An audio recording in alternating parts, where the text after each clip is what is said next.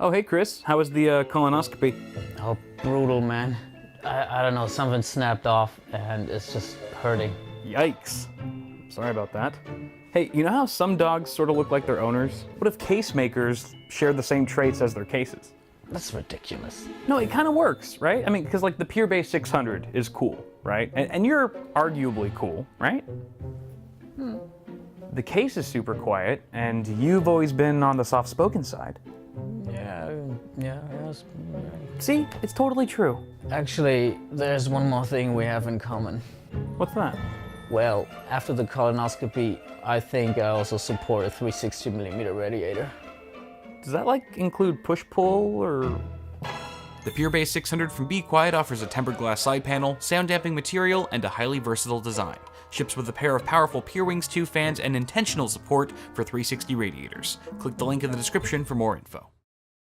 What's cracking, people? Welcome back to the channel. Hope you're all doing well. Today we are building a full-blown system from the ground up. The objective of this build is going to be so that theoretically those of you who might be building a system of your own at home can assemble it almost in real time as you watch me build mine. And so this is really just to help those of you who are maybe new to PC building, if it's your first time, or if you just need a refresher on how to assemble this stuff. So hopefully that makes sense, and it's going to be a lengthier video because of that. It's just more of a casual and relaxed environment to teach users or new users how to build a PC. I will say that even if you're not building a Ryzen system, so I'm building an AMD Ryzen PC, even if you're building an Intel-based computer, you can still apply 95% of what I'm going to be doing today to your system. It doesn't really matter. The only real differences are the CPU installation, which is a breeze on either platform, and CPU cooler installation, which in itself can vary greatly even on the same platform depending on which manufacturer of cooler you're going with. So that being said, ladies and gentlemen, am I just building this computer just for you guys? No, of course not. This is actually going to be my cousin's gaming PC that I helped him assemble, or that I helped him pick out the parts for. I actually did a video, you can go ahead and check that out, where I sort of make a parts list, and that parts list looks drastically different from the hardware you see before me, because I went back to the drawing board several times and was like, no, that doesn't make sense. That's stupid. So I've swapped it out from, it was originally going to be an Intel system, and now it's AMD Ryzen. What do you know? It just seemed to make more sense with his budget and stuff. For those of you curious, the build we're looking at today is around $1,200 MSRP, you know, give or take $100 or so, depending on the prices, how they fluctuate all the time and stuff.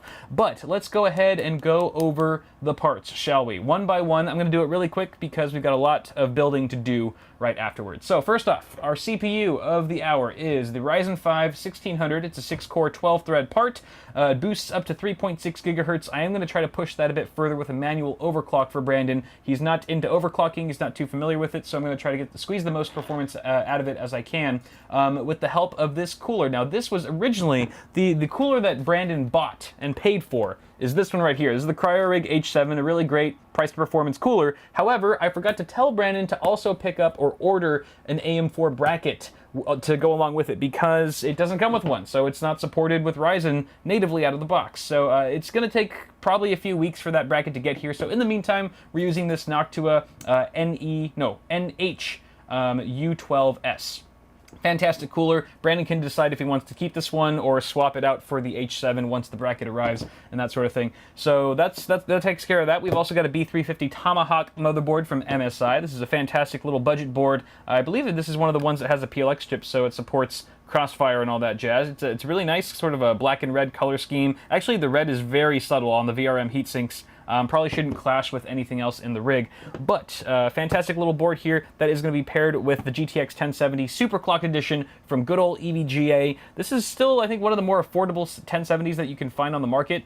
However, it's a blazing fast card, and it's certainly going to kick ass and raid some frames for today's system. The memory kit, I almost forgot about that down there. It's a the 16 gigabyte kit. Where'd you get that 18 gigabyte kit from?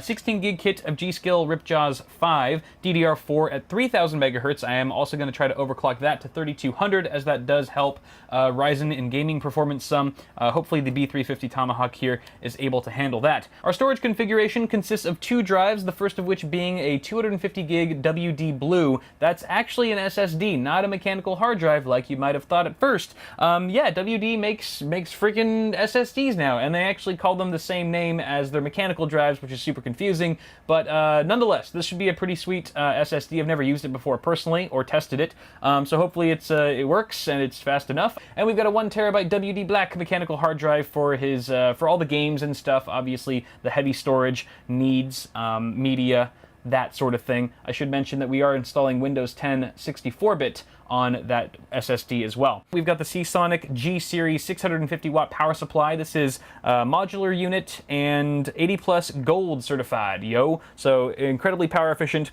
And it's also, what was I going to say? It's a Seasonic. Seasonic is a great power supply brand. They are very reputable. So hopefully this one will handle this this particular system just fine. And then finally, our case of the hour is the NZXT S340 Elite in white. I gave Brandon a couple options. He really wanted a white case, so I gave him this one along with like 3 or 4 other popular white cases. And this is the one he came out with. Was like, this is the one. This one right here. And I completely agree. I love this case myself. I've built a couple systems in it already. It's got a beautiful tempered glass side panel. It's got radiator support at the front in case he wants to upgrade the cooling solution later down the line. And it's just a really nice chassis for not too much money. And then finally, just to give ourselves a little bit of an aesthetic bump for the rig, I have included some Fantex white sleeved extension cables to make things look nice and pretty. Oh, there's one more thing. As a thank you to Brandon for letting me build his rig and film it on the channel, I am throwing in, free of charge, an NZXT Hue Plus RGB LED unit, which is probably the biggest, baddest, most awesome RGB accessory you can add to a system here in 2017. So that's going to definitely spice things up and add some bling. Definitely going to give us a bling factor for today's build. But those are all the parts, ladies and gentlemen. So I'm done rambling. I'm going to go ahead and start building. So if you guys, those of you who are building your own systems at home right now, what I'm going to suggest is that you grab your CPU, aka your desktop processor, and your main board or your motherboard, because that's generally where I like to start in a given build. So let's start there. All right, y'all. So you can see that I've taken the CPU somewhat out of its packaging. You want to make sure not to touch it unless you absolutely have to. So it's still sort of in a little box for now. But I've also removed the motherboard from its anti-static sleeve. And you'll notice that there's a bunch of other stuff on this table. I'm going to go over everything. But when you take your motherboard out of its box, you want to also take out a few important accessories along with it so that they're just on hand when you're ready for them. The first of which is your motherboard I/O shield, and we're going to see what this exactly is for in just a bit, as well as your SATA cables. I would take out a number of SATA cables equivalent to the number of 2.5-inch or 3.5-inch drives that you'll be connecting to your system. So in our instance, we've got 2 drives, 1 SSD and 1 mechanical hard drive. So I've actually pulled out all 4 of the cables since they come connected. But you can take those out as well. And then your motherboard manual. So this is the Tomahawk manual. You might need to consult it at some point. And then the other stuff on here, these are just sort of like tools that I use when building a computer. The only one you absolutely need, well, let me get the CPU out of here. That's not a tool, really. So we've got the one you really need is a screwdriver. You need a Phillips head screwdriver. This is a number 2 Phillips head screwdriver. Any sort of length will do, but I generally prefer a slightly longer one. Woohoo! Just makes it a little bit easy when screwing in screws and stuff. But magnetic tip also helps a lot. Not required, but definitely appreciated. Makes things a bit easier. And then we've also got some cable management accessories here. So zip ties. Generally, there's at least one or 2 components in your build that will come with zip ties, but they're usually very few of them, and they're not like the right length, or they're too cheap and stuff like that. So I have my own on hand. Again, this is not necessary, just kind of creates a cleaner build for the cable management part. And then I've got some Velcro ties in case I need them. And then, of course, some wire cutters to cut the zip ties and stuff. A pair of scissors also works just as fine. Don't use a knife, that could be dangerous. So those are the things that we are going to be using for this build. And on that note, we can actually install our CPU. All right, so here's a close-up look at our CPU socket. And this is basically where the CPU gets physically mounted or inserted on the motherboard. And this one in particular is the AM4 socket. AM4 is only compatible with AMD Ryzen CPUs, at least at the time of filming. So don't bother putting in a non-Ryzen AMD chip or an Intel chip, God forbid. Bad things will happen if you do. So just stick to Ryzen for AM4 and you'll be good to go. So if you are building an Intel rig right now, I would suggest going to some sort of tutorial. Maybe I'll link one. I'll put a card somewhere if I can find a good tutorial on how to do that on the Intel platform. But for ZIF sockets for Ryzen, it's really quite simple. All you do is lift up this bar here. There's a little bar that's got a little latch. You kind of got to push it to the side a little bit and then lift it up like so. And then get your CPU out. I will remind you guys not to leave any fingerprints on your CPU, particularly on the top. You don't want to touch this top heat spreader here. That's a no-no. You want to grab it from the sides. So here's the CPU, all right? You can grab the edges. Edges are fine. Also, do not touch the golden contacts, the golden pins, I should say, on the bottom. All right, that's a no-no as well. That's very important. You want to keep that as clean as possible. The way you want to do this now is you want to take note of the golden triangle. There's a golden triangle on one of the corners of the CPU, and you want to match that with the small, tiny-ass triangle in the corner of the socket. You can see there's a tiny little corner, or I'm sorry, yeah, a little arrow right in the corner there. That's going to match up with the gold arrow on your CPU. So the way you want to do this is grab it with one hand, one finger on each side. I use my thumb and my index, and you just go straight down into the socket. You'll notice that the pins, you have pins on the bottom and you have pin holes in the socket. So obviously you're going to be slotting all those pins into all those holes, and it should just drop down. It should feel snug. It should feel like it's in there. And you can give it a little wiggle to make sure that it's fully down. Looks good. And then you take the lever and you just push it back to where it was. There will be a little bit of pressure. Don't let it scare you though. And once the lever locks back into place, voila, you've just installed a CPU. Now some CPUs, including the one that we're using today, come included with a stock cooler. And this one in particular comes with the AMD Wraith Spire, which is a fantastic stock cooler, but we're using something a little bit better. We're using that Noctua cooler that I mentioned earlier at the beginning of the video, so we actually don't need these mounting bars. These mounting bars on either side of the socket, those are for the stock cooler, but we don't need those. We want to make way for the Noctua cooler bracket, so we're going to actually remove these by unscrewing each of the screws. There's 2 screws on either side, and upon removing them, the mounting bracket should pop off just like that. Do the same thing for the other side. So we are going to want to keep the AM4 backplate in place because that's how we're going to mount our third-party air cooler here. And this is where things get a little tricky because there's no standard method for installing CPU coolers. It all sort of differs based on the manufacturer. This Noctua cooler installation will be vastly different than an NZXT cooler versus a Thermaltake cooler versus a Fantex cooler, a Corsair cooler, and so forth. So this is really the only part in the build where I'm going to have to leave you guys on your own, I promise. So at this point, I want you to consult the manual that came with your air cooler or liquid cooler and follow it to a T. Follow the instructions there and you should be good to go. Make sure that you're also following the instructions in that manual that pertain to your particular socket. So again, we're running a AM4 right here. If you're using LGA 1155 with Intel or LGA 2011, then you want to make sure that you're reading the right instructions for that socket. But before I let you go and off to your own installation with the cooler, I will teach you how to apply thermal paste. And it's fairly simple. Thermal paste is basically a thermal interface material that basically is a heat conductor between the heat spreader of the CPU and the base plate of your cooler. It basically allows for heat transfer between your CPU and the cooler so that you get better absorption, better dissipation, and superior thermals. If you don't use thermal paste, you're going to have a bad day. You always, always, always want to use a proper application of thermal paste. So what you want to do, I have a little plunger here. Yours probably looks a little similar. I like to do the grain of rice method. So straight in the middle, it's just how it sounds. You want a grain of rice size of thermal paste. You can go a little bit bigger. I would say grain of rice works for LGA 1151, for example, and similar, because it's a smaller chip and you don't really need that much. Ryzen's slightly bigger of a heat spreader, so we're gonna do the green pea method the green pea method is slightly bigger than the grain of rice. Bada bing, bada boom. Beautiful. All right, and ideally the theory here is that once you push this thing down, once you smack it down on the CPU, it's just going to spread it across the entire heat spreader. And so you'll actually get much fuller coverage than what it looks like right now. So on that note, why don't you go ahead and install your CPU cooler while I install mine, and we'll meet back afterwards. Sound good? All right, go for it. Good luck. I believe in you.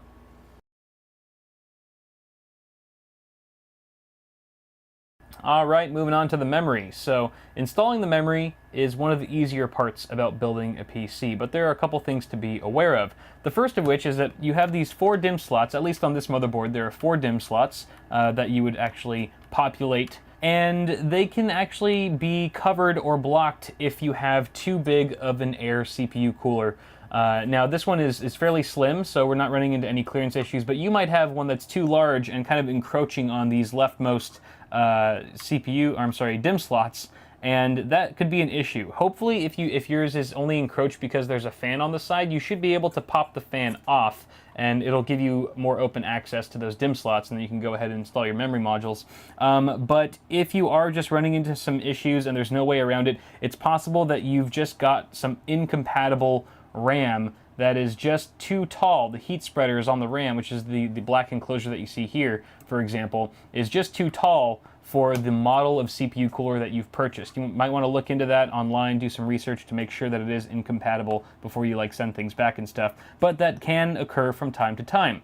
Assuming though that you don't have any clearance issues and that you have a free access to all these DIMM slots, you want to consult your motherboard manual to find out which of these slots should be populated with your modules, because it does matter. It does matter. No matter if you have 1 stick or 4 sticks or 8 sticks, you want to make sure that you're putting them in the right slots. And the only way to find that out is through the manual. So once you've done that, I've already found out that my 2 sticks that I have here should be going in the 2nd and the 4th slot. So I've got that all figured out. So the next thing I want to do to actually install these suckers is I want to pull down these side latches. There's side latches on, in this instance, there's side latches on both sides of each DIMM slot. Some motherboards only have a fold down latch on one side and the other one is fixed. So if that applies to you, don't try to force one of the sides down. It's probably just not meant to move. But in this case, both of them fold down on either side. Now before you install these suckers, you want to make note of the little notch that's the bottom of the module. You can see it right there.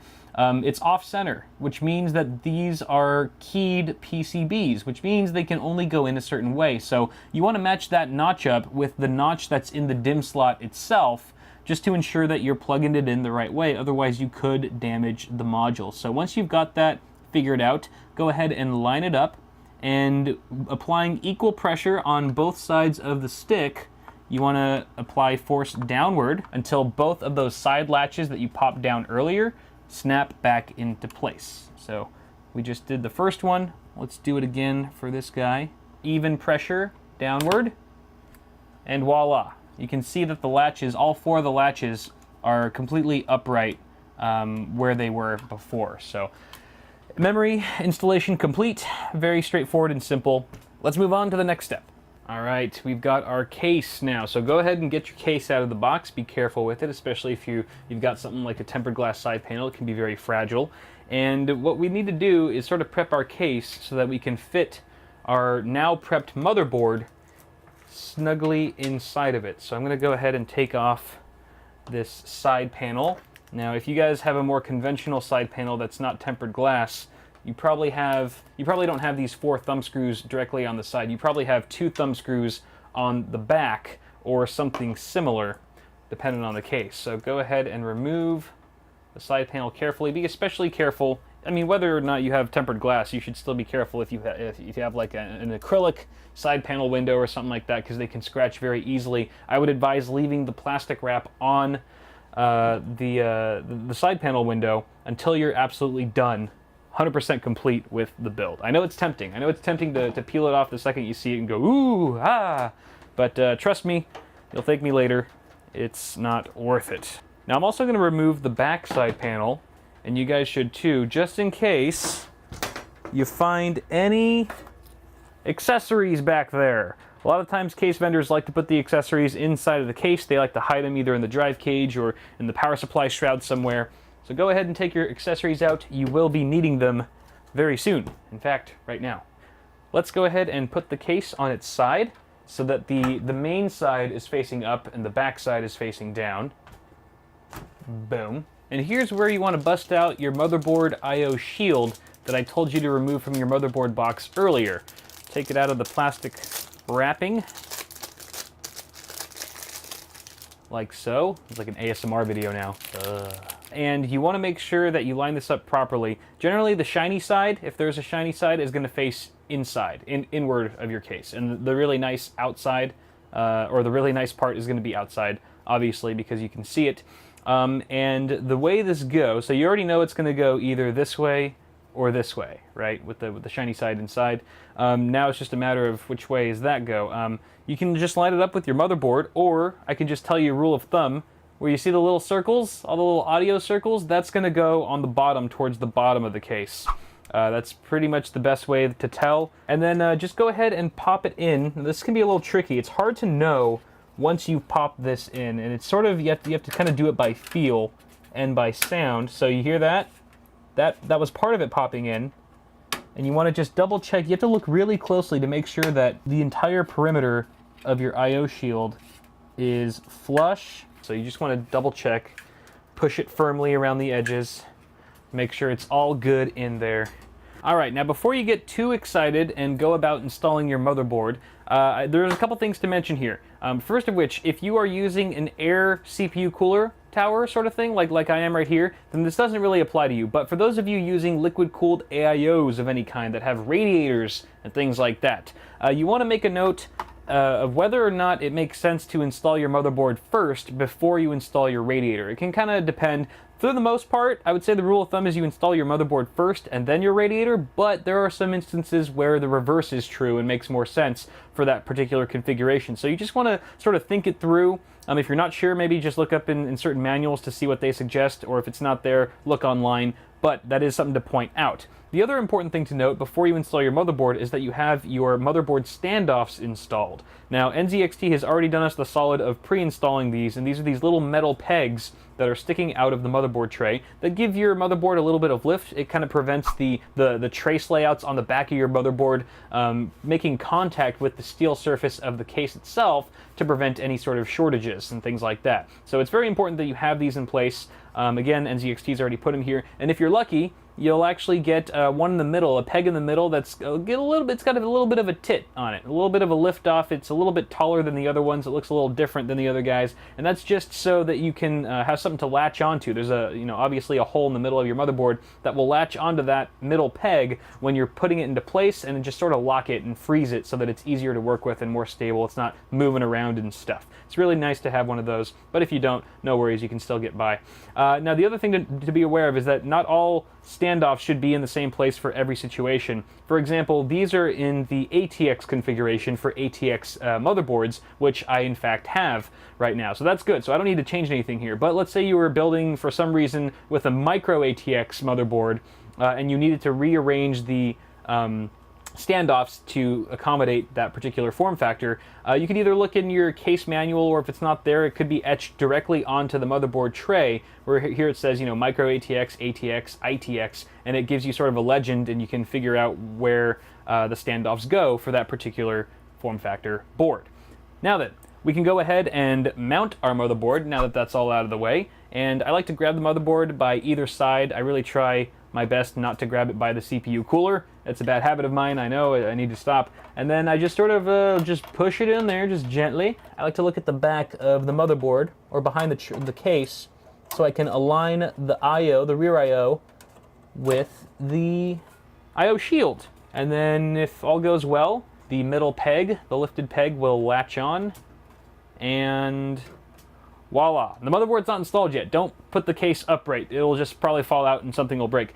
We still need to screw it down. So we've got some screws here. You're going to want to get the accessories out that came with your case, with your chassis.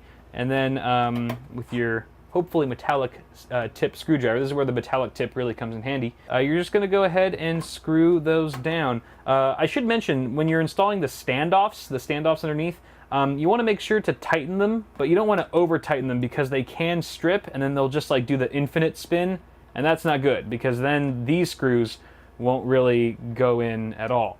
And then likewise, when you're screwing in these screws, you want to make them snug, but not too snug. Again, because you could strip them, and if you over tighten them, then removing them, when you remove them, you might actually pull out a standoff, or the standoff might come along with it, and that can be a pain sometimes to work around that. So you can expect with a standard ATX motherboard that you have to input about 8 or 9 of these screws. We only have to do 8 because the middle standoff is a raised one, but if yours is not raised and it looks like all the other ones, then you will have to put a 9th screw right there.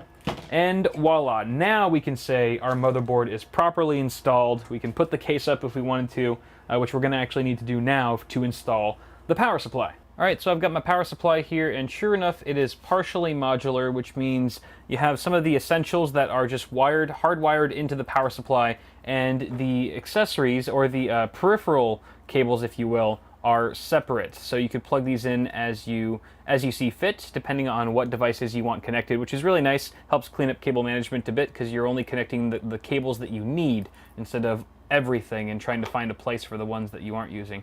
So I've kind of already figured out which ones I need. The ones that are connected are the standard essentials that most people will be using anyway, which is your 24-pin ATX. This goes to your motherboard directly, as does the 8-pin EPS. This is the CPU connector. And then we've also got one for PCI Express. This is for your video card. We've actually got 2 8-pin connectors. These are 6+2 pin design. You can see that they kind of split off, and this is going to be plenty for our video card, so we don't need to add additional PCIe cables to this guy. What we do need are our peripheral cables. So we need some SATA cables here, both for our 2 drives. We do have an SSD and a mechanical hard drive that are SATA. They use SATA connectors, so we're going to need to power them with this SATA plug. You can see that there's actually 1, 2, 3, 4 SATA connectors on this one cable. So hopefully if we wire things properly, and this cable is long enough, we'll be able to wire both of those hard drives with one cable. 2 birds with 1 stone, so to speak. And then we've got 1 more of those. This is another SATA cable, exactly the same as SATA power, that is actually a little bit shorter, and there's only 2 connectors on this one, and this is going to be going to our NZXT Hue Plus. You may have other SATA-enabled devices that need to be powered, such as, let's say, a built-in fan controller into your case. Or there's Molex as well. Molex is a completely different plug that did come included. We do have some Molex cables included with this power supply, but we don't have any Molex devices that are in this system, so we don't need to use those. The other thing is, with the matter of which way do you want to install the power supply, I generally say face down, especially with cases now having ventilation slots at the bottom with dust filters, as this one does. If your case does not have any sort of ventilation at the bottom here where the power supply mount is, then I would say flip it up top. Otherwise, I would go to the bottom. Now, this is a bit of a unique layout. Actually, there's plenty of cases that do this, but the S340 Elite actually has this bracket on the back with removable thumb screws, which you still, for some reason, need a screwdriver to remove. That's silly. And this is what you want to attach to the power supply first before you install it. I would say most cases do not use this method. Most cases you just slot the power supply in. Oh, that's the wrong way. You would just put the power supply in, and then you would just directly screw in 4 screws into the existing holes. But this is a little bit different. NZXT is getting all clever with it, so I'm going to get my power supply screws that came included with the case. I think you might also get some screws that come with your power supply, but more often than not, they're going to come with your case. So we're just going to mount this guy on here.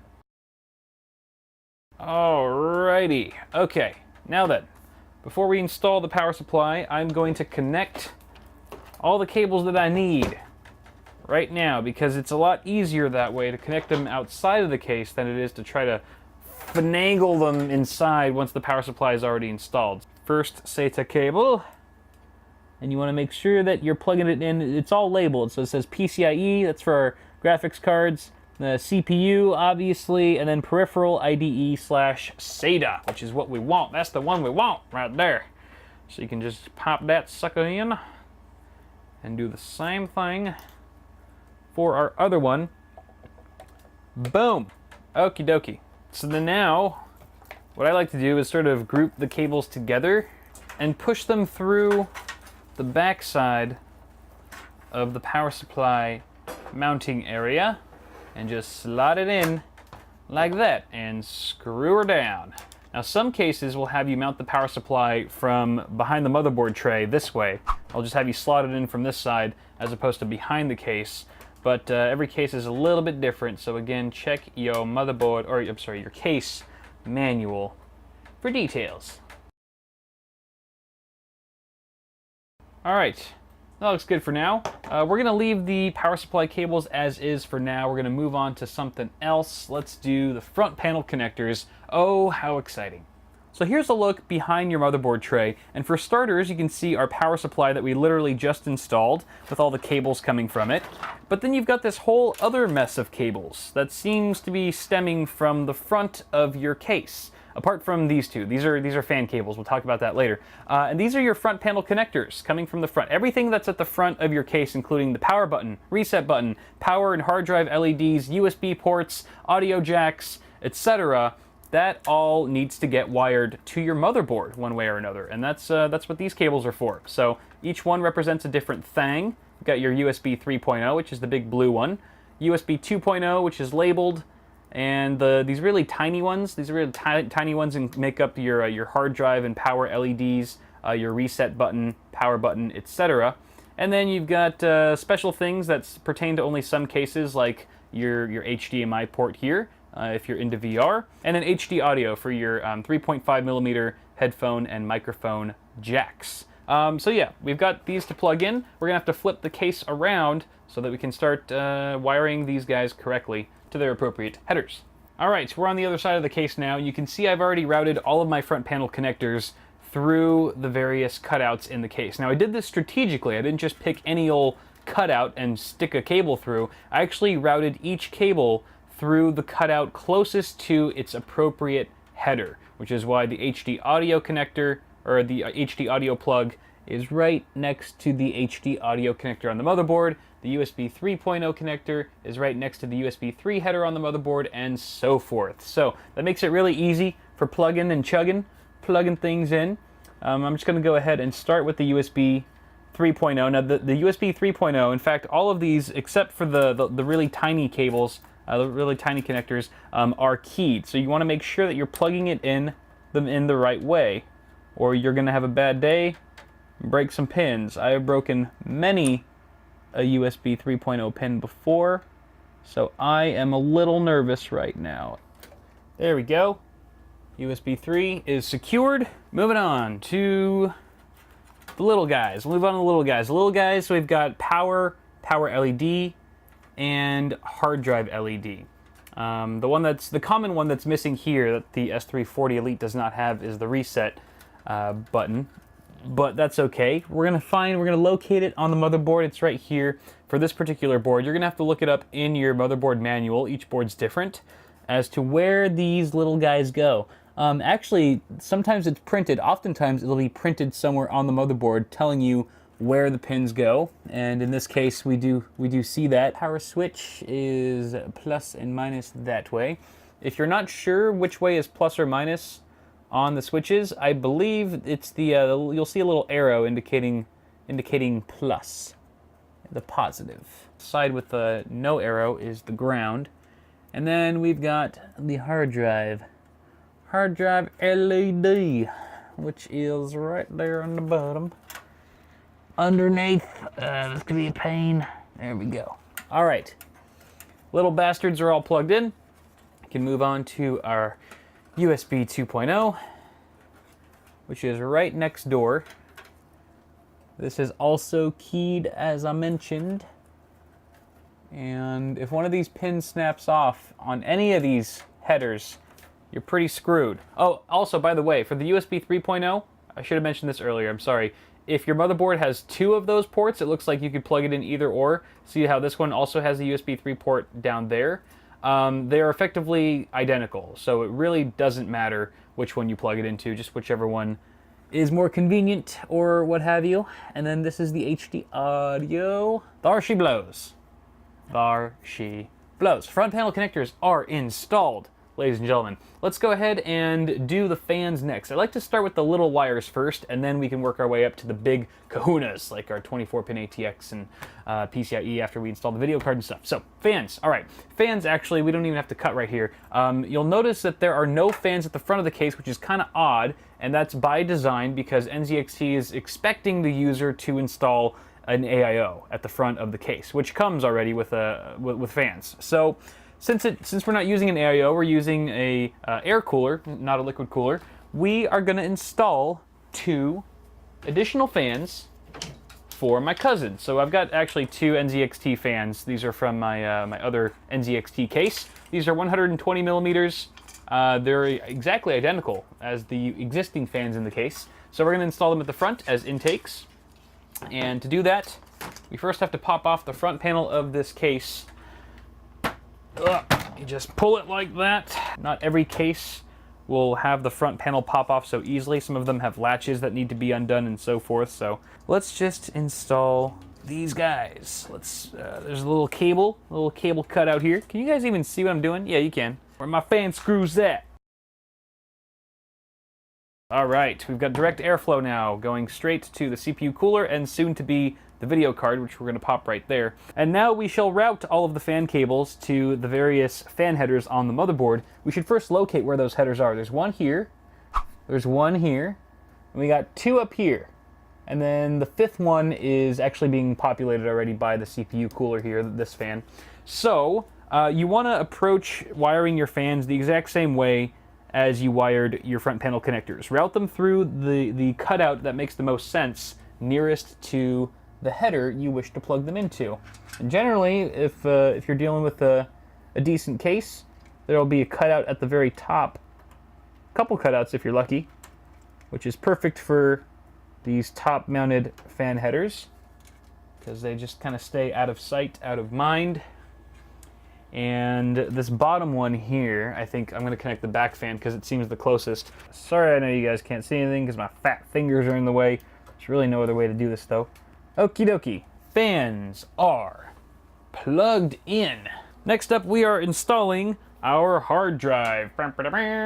And this is a 3.5-inch drive, of course. We are going to install it in the only 3.5-inch drive cage in this case. And every case is a little bit different where the mounting points exactly are. Go ahead and consult your case manual for those specifications, and then once you know what you're doing, you can just pop in the drive, or there's different mounting solutions. Some of them have little like wing brackets that fold out the sides. Other ones you just screw them in like this. Heck yeah, going old school. You'll notice that there are 3 threads on either side of a 3.5-inch mechanical drive for the most part. You're going to want to screw all those down. Don't skimp. Don't think like, oh, I only need to put 2 in. No, put that 3rd one in, because there are moving parts in a hard drive, yo. And those moving parts, like a needle and a platter and a little green man. There's a little green man in every hard drive. No, there's really not. And if your hard drive's not mounted properly and securely in your case, then all those moving parts can end up making lots of vibration and noise, which is quite unsettling.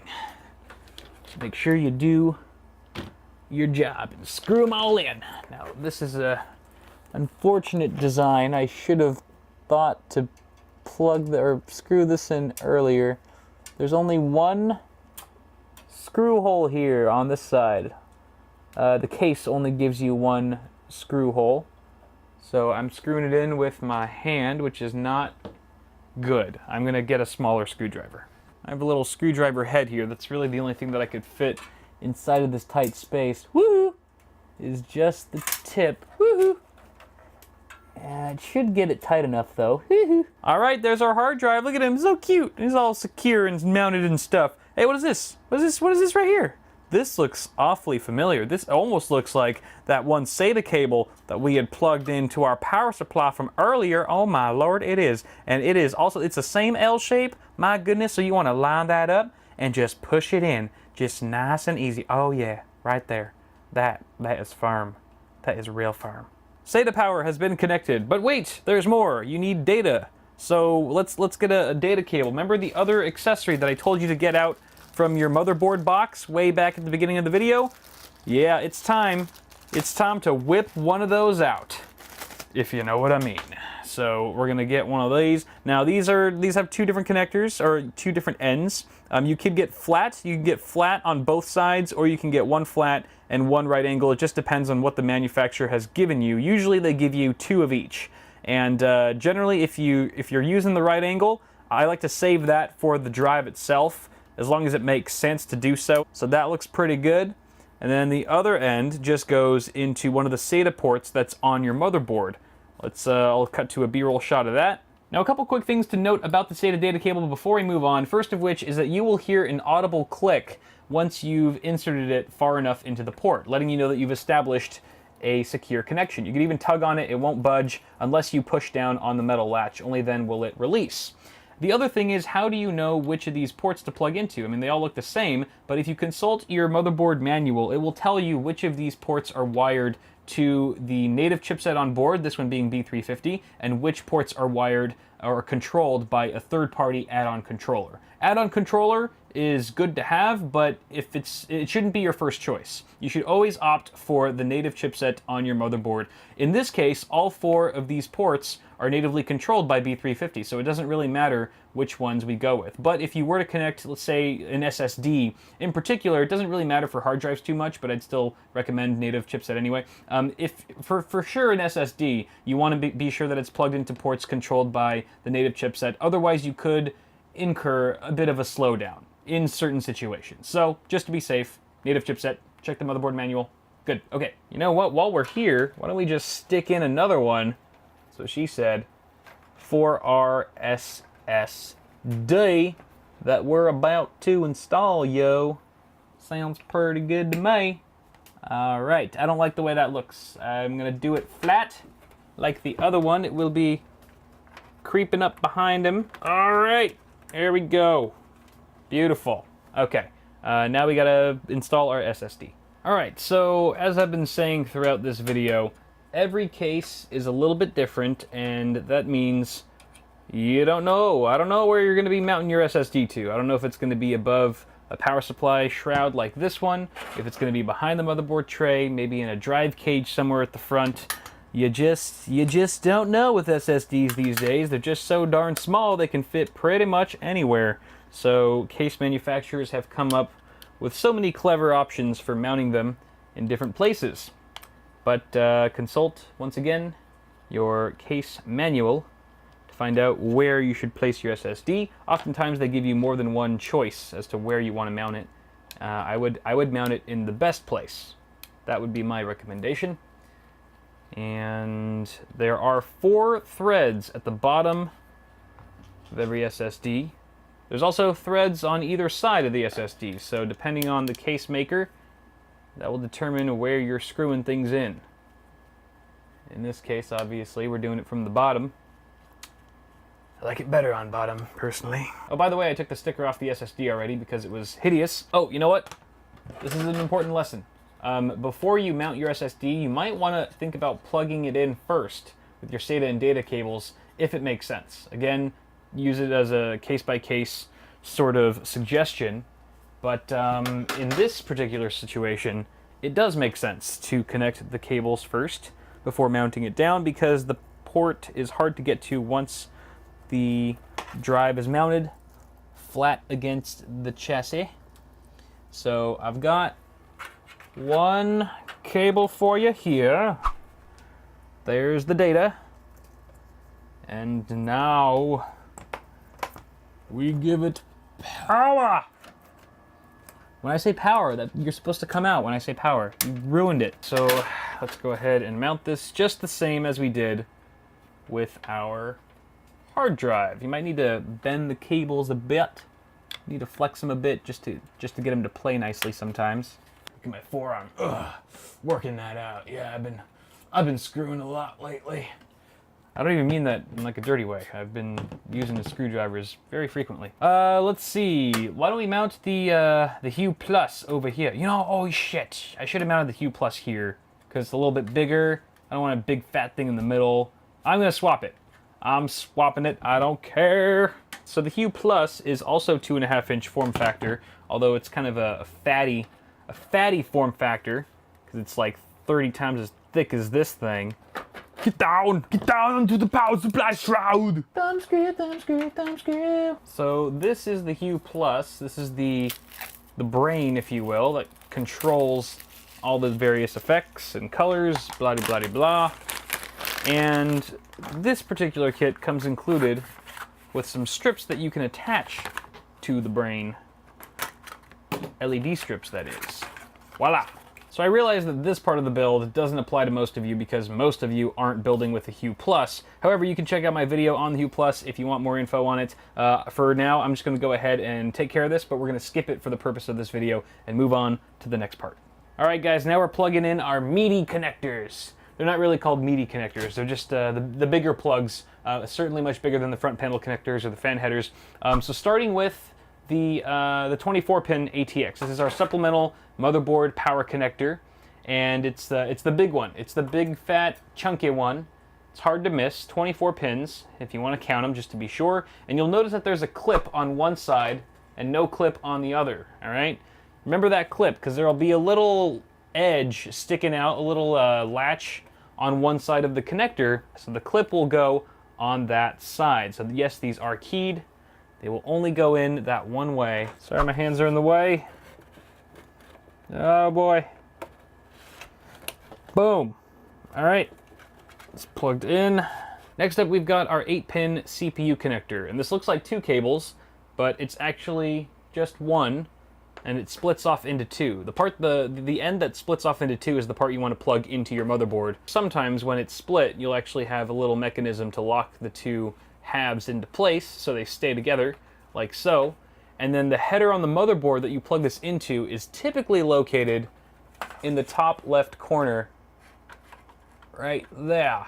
So you just gotta feel around for it. This port here can be a pain, especially if you don't have much room. And hopefully I remember to put an annotation when I was talking about installing water cooling radiators that sometimes it's best to install your power supply first, and then your motherboard, and then plug in this gosh darn cable before you install your radiator, because sometimes the radiator, if you're mounting it at the top of the case, can easily block your 8-pin cable. That's good though. There's a cutout at the top of the case, fortunately. Thank you, NZXT, for that. Just route it right through. Oh, there's our LED strip falling down. And then bam. Next up, we've got our PCIe extensions for our graphics card, but we don't have a graphics card installed yet, so we should do that first. All right, and moving on to our last component for today, which is the graphics card. Woo, we made it. Very exciting stuff, and this is a really straightforward installation. The first thing you want to do is consult your motherboard manual and find out which of these PCIe by 16 slots you should be populating. Typically, it's the top slot, but you want to check the manual just to be safe. And what you want to do first is lower the latch that's at the end of the slot you wish to populate. And then once you do that, that actually kind of opens it up for access. And then you need to remove some expansion slots. And the number of expansion slots you need to remove depends on how wide your card slot width is. So this is a 2-slot card. You can see it's got 2 rows, 2 of these little rows here. You can look up the specs, the official specs on the manufacturer's website just to be safe. So you're going to remove, since we have a 2-slot card here, we need to remove 2 expansion slots. The first one being the one that's just adjacent to the slot itself. And then since we're going to need room below that, we have to remove the expansion slot beneath that first one. So very simple process here. You're going to want to undo the thumb screws. In the S340 Elite here, there's actually like a second panel, or there's like a big panel that you have to remove first in order to access the thumb screws.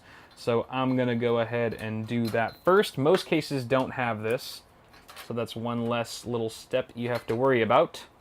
All right, so that panel's gone, and then you just remove the 2 thumb screws that you need to access their expansion slots there. Haha! Look at that. All right. Beautiful. So now we have room for the video card. We're going to go ahead and just hold it gently. And you want to just sort of line it up with the slot. And you'll see that there's actually a notch. You'll see there's a notch in the video card connector. And that should line up with a notch in the motherboard slot. And very much like your memory, you'll hear a nice click. A very satisfying and noticeable click. And then you just go ahead and screw the thumb screws back in. You want to make sure that they're fairly tight. You don't want to over tighten, but make them snug. Mount this plate back on. And finally, you want to connect your PCIe connector. Very, very similar in how we connected our 8-pin EPS CPU connector and our 24-pin. It is keyed. There's a clip on one side and also a latch on one side of the connector of the video card itself. You want to line those up. And if you're rocking a similar plug like this where it's a 6+2 design, then you want to make sure that those are sort of connected. There's a little bit of a ledge at the bottom, at the base of the plug itself, and you want to make sure that that is flush before you plug it in. If you do it all correctly, it'll go in like so. And then you want to route this obviously through the best possible grommet. You could route it through this right here, this sort of sidebar, at least for the S340, or it could go down below into the basement, but I kind of like it behind. It just makes it a little bit more discreet. It's all a matter of preference on how you like the look. Okay, and then obviously you always want to make sure that all the plastic wrap that comes on your fresh products is removed before operation. You don't want any of this stuff getting too hot. These computer parts can get really toasty. You don't want melted plastic in your rig. All right, I think that's good. I think we're good. I think on that note, we just got to take care of some cable management, which is on the back side, and we will be completely done with my cousin's PC. And hopefully you'll be done with yours too. So where do you even begin with something like this? This is pretty intimidating if it's your first time or you're not too familiar with how to do this, but it really is quite straightforward. And honestly, guys, I've done, this is sort of an old video, but I have a in-depth video on cable management. So you can go check that out for even more detail than I'm going to give here. This is going to be more high level. But essentially, you have to see at first what you have to work with in your case. So this one in particular has a huge basement. There's just like this huge enclosure that goes over the power supply and the drive cage, and you could just stash a bunch of cables down here and it wouldn't be visible on the other side whatsoever, which is your beauty side. You want that side to look nice. This side, more or less, it doesn't matter as much. It's kind of a personal preference thing. But for me, since I have this nice basement to work with, I am going to be taking advantage of that and stuffing a lot of cables in there, being a little bit lazy, but hey, if it's there for a reason, I'm going to use it. Now, for those of you who don't have a nice big basement to stash a bunch of cables in, you probably just have to do it the old school way and sort of tie down. You have to group together cables, all right? You have to find out what makes sense when you bunch them up. All right, which cables can be bunched together, and using zip ties in tandem with the tie down points that are around your motherboard tray, should you have them, is always a good idea. That keeps the cables really flat and up close against the motherboard tray so that you can fit your side panel on once you're all done. The other thing that this case has that not many do are these little cable clasps. This is not actually very common on most cases these days, but it is very handy. I'm going to be using these as well to aid in my cable quest. You obviously want to make sure to connect your extensions, all the extensions that you've used, to their appropriate cables coming from the power supply, otherwise your components won't work. So fortunately, thanks to NZXT's brilliant cable clasps here, I don't really need to use many zip ties at all, but I will use it for our 8-pin CPU connector here, since it's sort of off in right field. Once you're done with your zip tie, you can go ahead and snip it off with your wire cutters or scissors, whichever one. And we didn't even have to use any Velcro straps because just the cable management in this case is super boss. But there you guys have it. There's cable management, pretty much done. Again, like 90% of this was just shoving stuff into the basement. But hey, it works, and it's not too difficult to redo or rewire things or service it in there if we absolutely need to. But hey, holy crap, our build is done. That's a horrible angle. Let me go ahead and change things up for you so you can see what it looks like all powered on. Alright guys, so I discovered the audio clip for this outro was actually corrupted after I sent the rig home with my cousin, so I gotta do this lame voiceover while you watch me turn the system on for the first time, but technical catastrophes aside, the build was a success. The rig posted just fine and seems to be in healthy working condition, so hopefully those of you building at home find yourselves in the same boat, and you're now ready for Windows installation or whatever operating system you choose to go with. I'm sorry if this video didn't have the same amount of polish as some of my other content, because it was just really long and kind of difficult to edit, but I hope it helped you along with your own build and leaves you with a new sense of confidence and appreciation when assembling a PC. So if you enjoyed the video, don't forget to toss me a like on it before you go, and feel free to subscribe to the channel for more tech stuff on the way. Have a good one, guys. Thanks so much for watching, and I'll see y'all in the next one.